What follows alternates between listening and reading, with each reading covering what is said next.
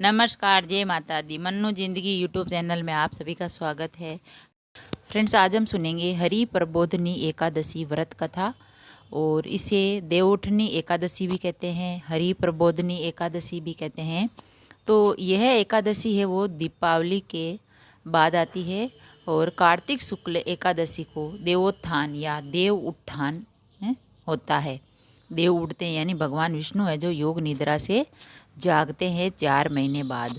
और इस दिन से सारे जो घर को लीप पोत कर साफ करना चाहिए। आंगन में खड़िया यानी मिट्टी और गेरू से रंगोली बनानी चाहिए। आंगन के बीचों बीच या फिर एक ओखली में गेरू से चित्र बनाकर पूड़ी, पकवान, मिष्टान, बेर, सिंगाड़े, ऋतु फल और गन्ना उस स्थान पर रखकर एक परात अथवा डलिया में ढक दिया जाता है तथा एक दीपक भी जलाया जाता है। रात्रि में परिवार के सभी सदस्य देवताओं की भगवान विष्णु सहित पूजा और भजन कीर्तन करते हैं। इसके साथ ही एक घड़ियाल बजाकर या थाली बजाकर इस प्रकार कहें, उठो देवो बैठो देवा, अंगूरिया चटकाओ देवा। यानी भगवान विष्णु को बोलते हैं कि भगवान विष्णु है जो उठ जाओ भगवान और अंगूर खाओ। भगवान विष्णु जाग जाओ निद्रा से, ऐसे बोलते हैं। तो कुछ धार्मिक व्यक्ति ये देवोत्थान के दिन तुलसी और शालिग्राम का विवाह भी करते हैं। तुलसी के वृक्ष और शालिग्राम की ये शादी पूरे धूमधाम से मनाई जाती है और जैसे हम कन्या विवाह करते हैं वैसे ही तुलसी विवाह किया जाता है। और जिन किसी के दंपति के कन्या नहीं है तो वे तुलसी का विवाह करके कन्यादान का पुण्य प्राप्त कर सकते हैं। तो नारद जी ने जगत पिता ब्रह्मा जी से पूछा, हे पितामह, कार्तिक के शुक्ल पक्ष की एकादशी को भगवान विष्णु 4 मास के शयन के बाद उठते हैं, तो इस एकादशी का क्या नाम है, व्रत विधान है तथा इसका क्या महत्व है, तो कृपा करके बताएं। तो ब्रह्मा जी बोले, हे देवर्षि नारद, इस एकादशी का नाम है प्रबोधनी एकादशी। सभी पापों को हरने वाली और पुण्य एवं मुक्तिदायिनी इस प्रबोधनी एकादशी की महिमा अनंत है। पृथ्वी पर गंगा की प्रभुता और समुद्रों तथा तीर्थों का प्रभाव तभी तक रहता है जब तक कार्तिक की विष्णु प्रबोधनी एकादशी तिथि नहीं आती है। मनुष्य को जो फल 1000 अश्वमेध और 100 राजसु यज्ञों से मिलता है वही प्रबोधनी एकादशी के व्रत से मिलता है। नारद जी कहने लगे, एक समय भोजन करने, रात्रि को भोजन करने तथा पूरे उपवास करने से क्या क्या फल मिलता है, सो मुझको समझाइए। ब्रह्मा जी बोले, हे पुत्र नारद, एक बार भोजन करने से 1 जन्म और रात्रि को भोजन करने से 2 जन्मों तथा पूरे दिन उपवास करने से 7 जन्मों के पाप नष्ट हो जाते हैं। जो वस्तु ना मिल सके और दिखाई ना दे सके वह भी हरि प्रबोधनी एकादशी का व्रत करने से प्राप्त हो जाती है। सुमेरु और मंदरांचल के समान भारी पाप तथा अनेकानेक पूर्व जन्मों में किए गए संपूर्ण पाप भी इसके व्रत से क्षण भर में नष्ट हो जाते हैं। विधि पूर्वक थोड़ा सा पुण्य कर्म भी बहुत फल देता है, परंतु विधि रहित चाहे अधिक किया जाए तो भी उसका फल कुछ नहीं मिलता। संध्या न करने वाले नास्तिक, वेद निंदक, धर्मशास्त्रों को दूषित करने वाले, पाप कर्मों में रत, धोखा देने वाले, ये सब चांडाल के समान हैं। जो विधवा अथवा सधवा ब्राह्मणी का भोग करता है उसका कुल नष्ट हो जाता है, पर स्त्रीगामी के संतान नहीं होती और उसके पूर्व जन्म के संचित श्रेष्ठ कर्म भी नष्ट हो जाते हैं। जो गुरु और ब्राह्मणों से अहंकार युक्त बात करते हैं वह भी धन और संतान से हीन होता है। भ्रष्टाचार करने वाले, चांडाली से भोग करने वाले, दुष्ट और नीच पुरुष की सेवा या संगति से प्राप्त हुए समस्त पाप भी हरि प्रबोधनी एकादशी के व्रत से नष्ट हो जाते हैं। हे नारद, जो मनुष्य अपने मन में हरि प्रबोधनी एकादशी व्रत करने का संकल्प मात्र करते हैं, उनके 100 जन्मों के पाप नष्ट हो जाते हैं। और जो रात्रि जागरण करते हैं, उनकी आने वाली 10,000 पीढ़ियाँ स्वर्ग में जाती है। वे नरक के दुखों से छूटकर प्रसन्नता के साथ विष्णु लोक को जाते हैं। ब्रह्माद्यादि जैसे पाप भी इस व्रत के प्रभाव से नष्ट हो जाते हैं। जो फल समस्त तीर्थों में स्नान करने से प्राप्त होता है, वही पुण्य इस एकादशी की रात्रि को जागरण करने से प्राप्त होता है।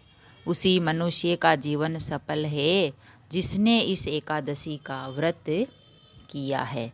ब्रह्मा जी ने आगे कहा, इस संसार में जितने भी तीर्थ हैं, उन सब के स्नान दान आदि का फल इस व्रत से मिलता है। अतः और सब कर्मों को त्याग कर भगवान के प्रसन्नार्थ कार्तिक शुक्ला हरि प्रबोधनी एकादशी का व्रत सभी को करना ही चाहिए। वही ज्ञानी, तपस्वी तथा जितेंद्रिय हैं और उसी को भोग तथा मोक्ष प्राप्त होता है। जो हरि प्रबोधनी एकादशी का व्रत करता है, जिसने एक बार भी इसका व्रत किया है, वही मोक्ष का अधिकारी हो जाता है। मन, कर्म, वचन तीनों प्रकार के पाप इस रात्रि को केवल जागरण मात्र से नष्ट हो जाते हैं। हरि प्रबोधनी के दिन जो मनुष्य भगवान के प्रसन्नार्थ स्नान दान यज्ञ आदि करते हैं, वे अक्षय पुण्य को प्राप्त होते हैं।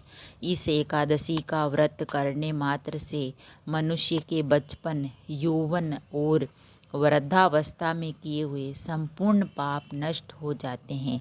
इस रात्रि में जागरण करने का फल चंद्र ग्रहण अथवा सूर्य ग्रहण के समय पुष्कर में स्नान करने से 1000 गुना अधिक होता है। जो मनुष्य प्रबोधनी एकादशी का व्रत नहीं करते, उनके सब पुण्य व्यर्थ हैं। अतः हे नारद, तुमको भी विधि पूर्वक यत्न के साथ इस व्रत को अवश्य करना चाहिए। कार्तिक के पूरे मास में धर्मपरायण होकर जो व्यक्ति अन्न नहीं खाते, उन्हें चंद्रायण व्रत का फल मिलता है। हे देवर्षि नारद, अब मैं तुमसे एक अत्यंत गूढ़ रहस्य की बात कहता हूँ। कार्तिक मास में भगवान दानादि से उतने प्रसन्न नहीं होते जितने श्रद्धापूर्वक शास्त्रों की कथा सुनने से होते हैं। कार्तिक मास में जो भगवान विष्णु की कथा का एक या आधा श्लोक भी पढ़ते हैं, सुनते हैं या सुनाते हैं, उनको 100 गायों के दान का फल मिलता है। अतः अन्य सब कर्मों को छोड़कर कार्तिक मास में मेरे सम्मुख बैठकर मेरी कथा अवश्य पढ़नी और सुननी चाहिए। इस मास में शास्त्रों की कथा कहने और सुनने से 10,000 यज्ञों का फल मिलता है और साथ ही सब पाप भी नष्ट हो जाते हैं। जो नियम पूर्वक हरि कथा सुनते हैं, वे 1000 गोदान का फल पाते हैं। विष्णु के जागने के दिन जो भगवान की कथा सुनते हैं, वे 7 द्वीपों समेत पृथ्वी के दान करने का फल पाते हैं। जो मनुष्य भगवान की कथा सुनने के पश्चात वाचक को अपनी सामर्थ्यानुसार दक्षिणा देते हैं, उनको सनातन लोक मिलता है। ब्रह्मा जी के ये वचन सुनकर नारद जी ने कहा, हे भगवान, हरि प्रबोधनी एकादशी के व्रत की विधि तथा महात्म्य विस्तार पूर्वक समझाकर कहिए। तो ब्रह्मा जी कहने लगे, ब्रह्म मुहूर्त में 2 घड़ी रात्रि शेष रहते उठकर शौच आदि से निवृत्त होकर दंत धावन आदि करके नदी, तालाब, कुआं, बावड़ी या घर में जैसा भी संभव हो स्नान करें। फिर भगवान की पूजा करके कथा सुने और व्रत का नियम ग्रहण करें। भगवान से विनय करे, हे प्रभु आज निराहार रहकर मैं व्रत करूँगा, दूसरे दिन द्वादशी को भोजन करूँगा, अतएव आप मेरी रक्षा करें। तत्पश्चात भक्ति भाव से व्रत करे तथा रात्रि को भगवान के आगे जागरण, नृत्य, गीतादि करने चाहिए।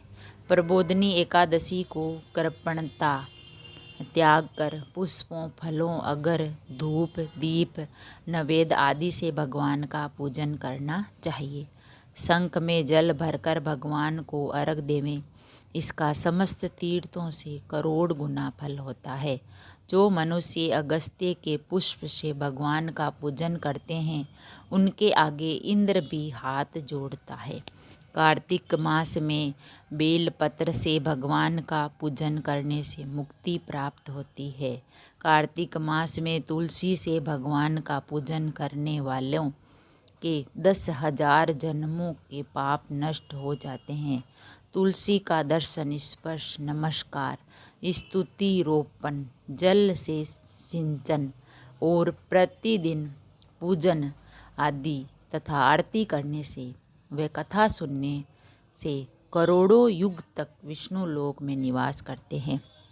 जो तुलसी का पौधा लगाते हैं, उनके कुटुंब में उत्पन्न होने वाले प्रलय काल तक विष्णु लोक में निवास करते हैं। हे मुनि, रोपी हुई तुलसी जितनी जड़ों का विस्तार करती है, उतने ही 1000 युग पर्यंत तुलसी रोपण करने वाले के सुकृत का विस्तार होता है।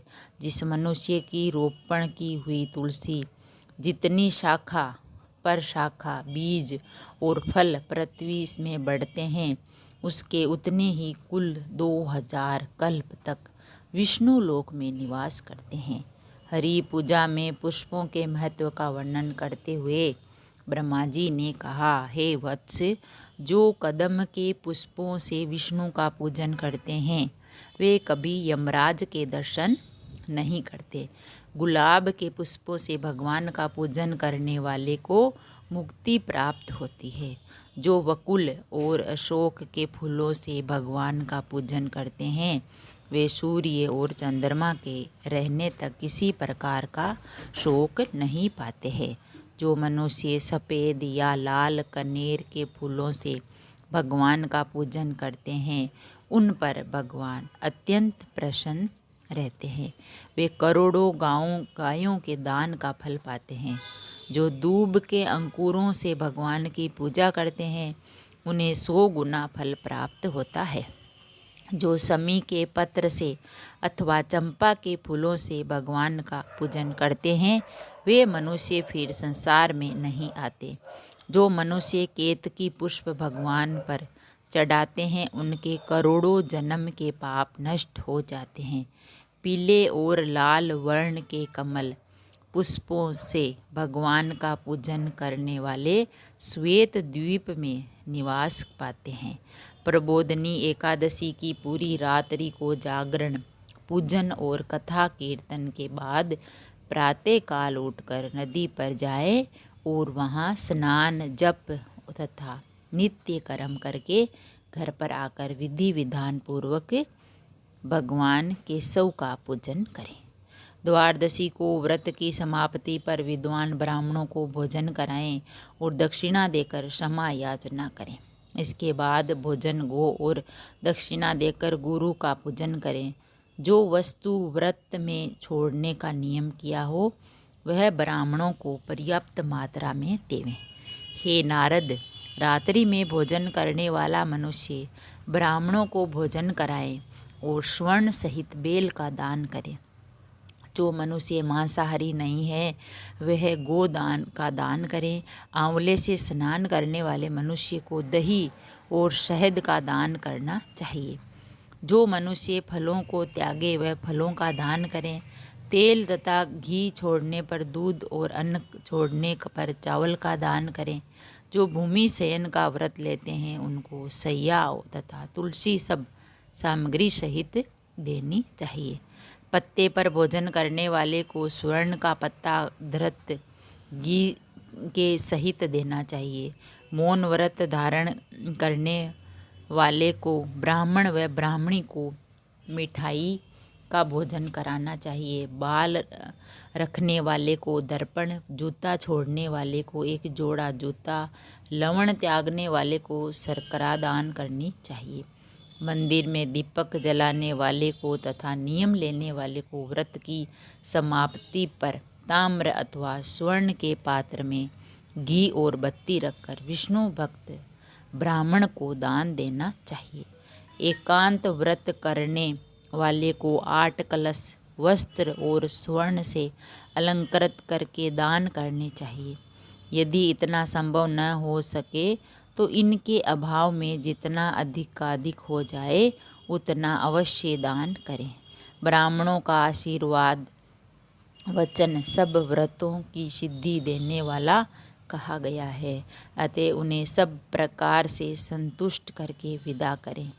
इसके बाद स्वयं भी भोजन करें और जिन वस्तुओं को चातुर्मास में छोड़ा हो उन वस्तुओं को ग्रहण करने लगे। हे नारद, जो बुद्धिमान इस प्रकार चातुर्मास का व्रत निर्विघ्न समाप्त करते हैं उनका पुनः जन्म नहीं होता है। यदि व्रत भ्रष्ट हो जाए तो व्रत करने वाला अंधा या कोढ़ी हो जाता है। व्रत करने वाले की तो बात ही क्या है। इस कथा को पढ़ने और सुनने मात्र से ही अत्यंत गोदान का फल प्राप्त होता है। बोलिए विष्णु भगवान की जय। तो फ्रेंड्स, ये थी देवोठनी यानी देवउठनी प्रबोधनी एकादशी व्रत की कथा। इस कथा को सुनने मात्र से ही हमें पुण्य की प्राप्ति होती है और भगवान विष्णु का है जो आशीर्वाद मिलता है। अगर वीडियो अच्छा लगा तो लाइक और शेयर ज़रूर करें। इसी ही कहानी और कथा सुनने के लिए, जानने के लिए और पढ़ने के लिए चैनल को सब्सक्राइब करें। थैंक यू, धन्यवाद।